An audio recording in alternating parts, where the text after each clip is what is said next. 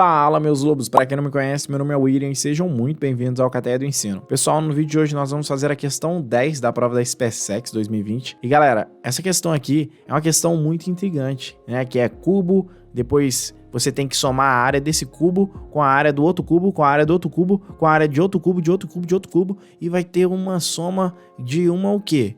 Peso infinito, meu camarada. Vem comigo, vem com o pai. Olha só, pessoal. Aqui nós temos um cubo de aresta 1. Então a gente sabe que a aresta desse cubo é 1. Galera, fica difícil de eu fazer desenhos tridimensionais aqui. Então, abram essa exceção aí. Olha só, mas isso aqui é um cubo, tá? Não é um quadrado, não. É um cubo. A aresta desse cubo vale 1. Né, a aresta é igual a 1. E nesse cubo eu vou inscrever uma esfera. Depois, nessa esfera, eu vou escrever um cubo, e depois uma esfera, e depois um cubo, e depois uma esfera, e depois um cubo, e depois uma esfera. Sabe por quê? Porque repetindo essa operação indefinidamente, qual que é a soma das áreas totais desses cubos? Bom, primeiramente, vamos lá. A área de um cubo é definida por 6L ao quadrado.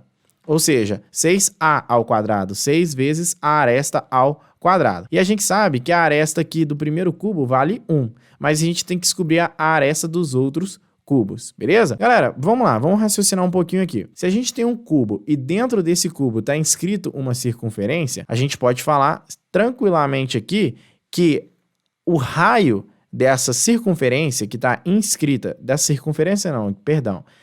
a gente pode falar que o raio dessa esfera que está inscrita no cubo vale o quê? Vale 1 sobre 2, né? Porque coloca na sua cabeça, você tem uma bola dentro de uma caixa. O lado dessa caixa vai ser igual ao diâmetro da circunferência. Repetindo, o lado da caixa vai ser igual ao diâmetro da circunferência. Então, o raio é a metade do diâmetro, então vai ser a metade de 1, que vai valer meio. Nesse mesmo raciocínio, pessoal, nós podemos fazer o seguinte, nós podemos ligar aqui, olha, a diagonal desse cubo, tá bom? E aqui que muita gente vai cometer um erro. Como eu estou tendo aqui uma figura bidimensional, muita gente vai cometer tal equívoco. Qual o equívoco, William? Aqui, olha, quando a gente tem um quadrado, a diagonal desse quadrado é de conhecimento de muitos, tá? Não vou falar de todos, mas de muitos, que a diagonal do quadrado é L raiz de 2, tá? Aqui é L e aqui é L raiz de 2. Para quem não sabe, isso aqui a gente é facilmente descoberto utilizando Pitágoras, tá? Ou também lei dos senos, lei dos cossenos, você pode descobrir isso aqui de diversas formas, mas a lei dos cossenos vai acabar incidindo no Pitágoras, enfim. Então você pode utilizar Pitágoras que você vai achar a diagonal do quadrado que vale L raiz de 2. Mas aqui, pessoal, não é um quadrado. Então, tente visualizar isso agora na sua cabeça. Tenta visualizar agora uma caixa dentro de uma esfera. Uma caixa dentro de uma esfera, pessoal, a diagonal dessa caixa não vai ser L raiz de 2. Vai ser o quê, pessoal? Vai ser L raiz de 3. Ou seja, a aresta raiz de 3. A diagonal de um cubo, pessoal, é A raiz de 3, tá? É a aresta multiplicado por raiz de 3. Pessoal, então seguindo esse raciocínio, a diagonal desse cubo aqui vai ser nada mais nada menos que o diâmetro dessa circunferência. E o diâmetro dessa circunferência, pessoal, perceba que o diâmetro dessa circunferência é igual a 1, né? A gente acabou de concordar aqui que o diâmetro dessa circunferência é igual a 1. Como nós sabemos que o diâmetro da circunferência é igual a 1, a diagonal desse cubo vai ser também igual a 1. Beleza, aqui ó, a diagonal desse cubo é igual a 1. Isso quer dizer o quê? Isso quer dizer que o lado, se o lado aqui, esse novo lado, que eu vou chamar de L', vale L', e a diagonal vale 1, então a gente sabe que 1 é igual a L' raiz de 3. É ou não é? Porque a diagonal de um cubo, porque isso aqui é um cubo, não é um quadrado, é um cubo. Então, a diagonal de um cubo é L raiz de 3. Então, 1 é igual a L' raiz de 3. Isso significa que L' é igual a 1 sobre raiz de 3.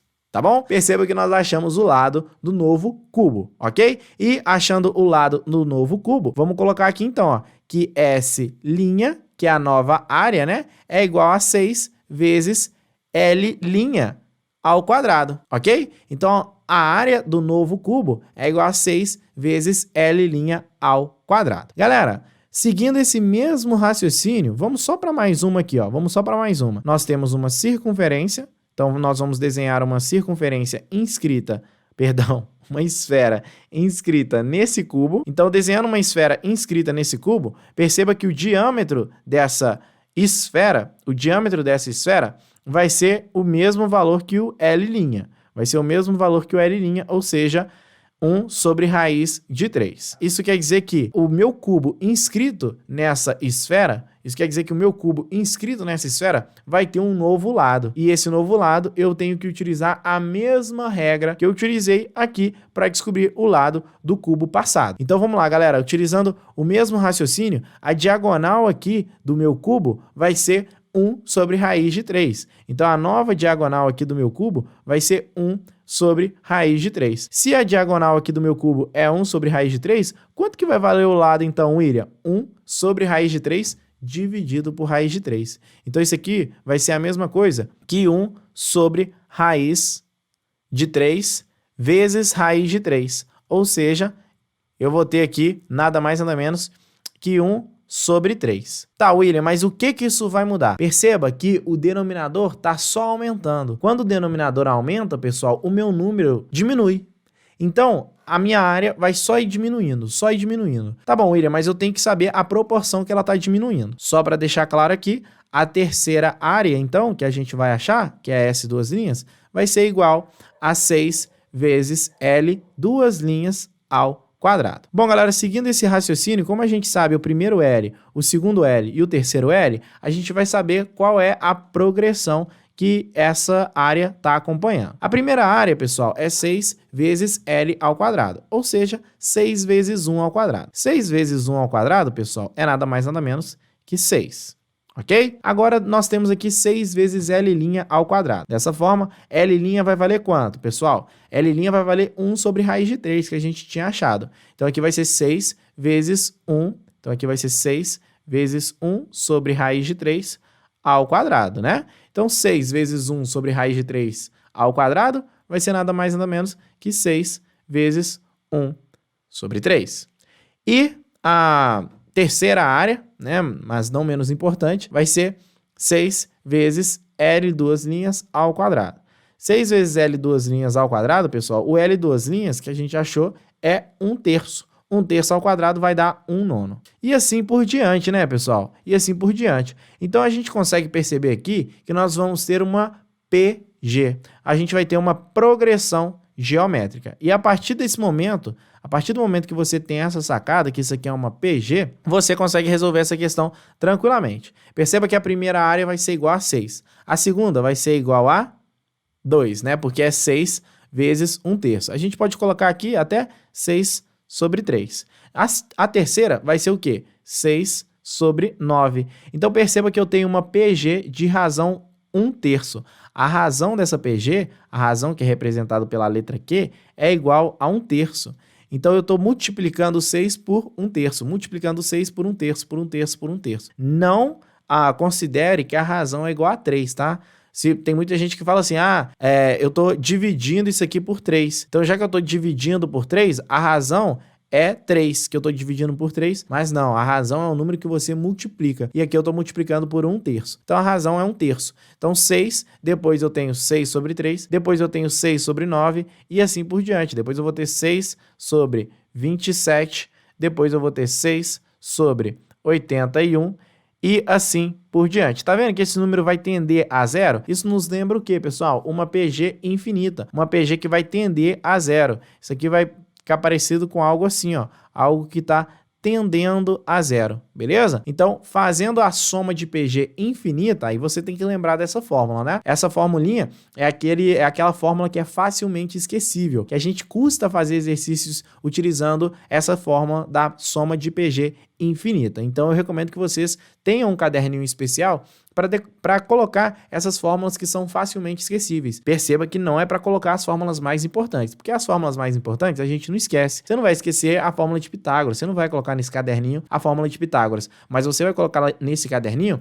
as fórmulas que são mais esquecíveis. Por exemplo, a soma de uma PG infinita, que eu sempre esqueço ela. Eu particularmente esqueço ela direto. Mas vamos lá. A soma de uma PG infinita, pessoal. Então, a soma de PG infinita é nada mais nada menos que A1 sobre 1 menos Q. Beleza.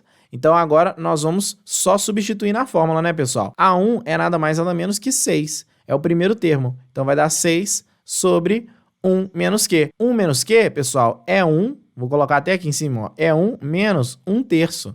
Porque o Q vai valer 1 terço. 1 menos 1 terço, pessoal, é 2 terços.